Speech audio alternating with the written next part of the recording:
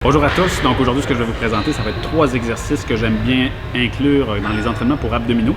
Des fois des exercices aussi qui sont oubliés ou qui sont mal faits.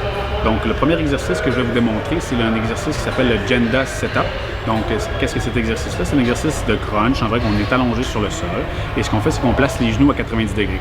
Et une fois que les genoux sont à 90 degrés, on essaie d'exercer une pression soit contre un tapis ou soit contre le sol pour engager les derrière de cuisse, donc les ischio-jambiers. Pourquoi?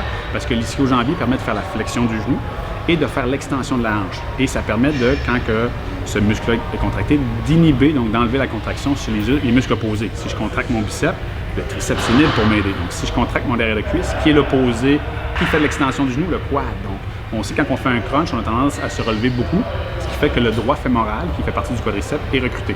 En contractant les ischio-jambiers, je viens diminuer cette activation-là. De plus, les ischio-jambiers permettent de faire de l'extension de la hanche. Donc ce qui fait que si je contracte mon ischio-jambier, j'inhibe la contraction de mon psoas. Donc, durant le Janda Setup, en contractant le derrière de cuisse contre le sol ou contre un coussin, ça permet de maximiser le travail au niveau des abdominaux, tout en minimisant l'impact du psoas et de la cuisse lors d'un crunch. Ça, c'est mon premier exercice. Le deuxième exercice que j'aime bien faire, c'est un crunch sur un discocyte. Qu'est-ce qu'un discocyte? C'est une petite ballonne d'air en tant que telle, avec une couleur assez variée, et on vient placer le bas du dos sur le discocyte.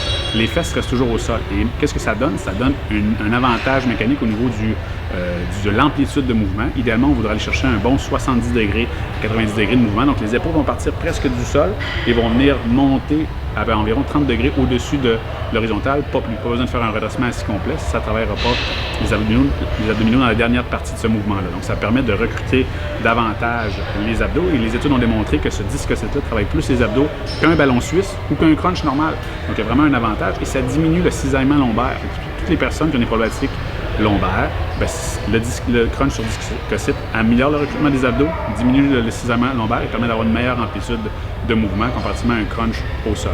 Et le troisième exercice, qui est un des exercices qui est le plus biaisé à mon avis dans les salles d'entraînement, c'est l'élévation des jambes. Pour faire comprendre à la personne qui s'entraîne comment bien faire une élévation des jambes, je suggère au kinésiologue ou l'entraîneur d'utiliser un sphygmomanomètre, qui est une machine à pression pour prendre la pression de la personne. On le prend, le coussin, on le gonfle un petit peu, on le place sous la région lombaire et on demande à la personne d'élever ses jambes dans les airs, ce qui fait qu'il va avoir une pression sur le coussin qui va donner une pression sur le cadran en millimètres de mercure. On regarde cette pression-là et quand la personne descend les jambes, on va lui demander de maintenir cette pression-là le plus possible durant sa descente, ce qui va empêcher le bas du dos de courber et donc de faire comprendre au client de faire une pression contre le sol, de ne pas avoir de courbure lombaire. Parce que si je viens avoir une courbure lombaire, ça veut dire que mes muscles psoas et de la cuisse travaillent trop fort par rapport à mes abdos. Parce que les abdos ne lèvent pas la jambe. Ils soutiennent le bassin qui est en train de bouger. Donc, il faut vraiment que pour qu'on ait un bon travail d'abdominaux, il faut que le bassin reste au sol.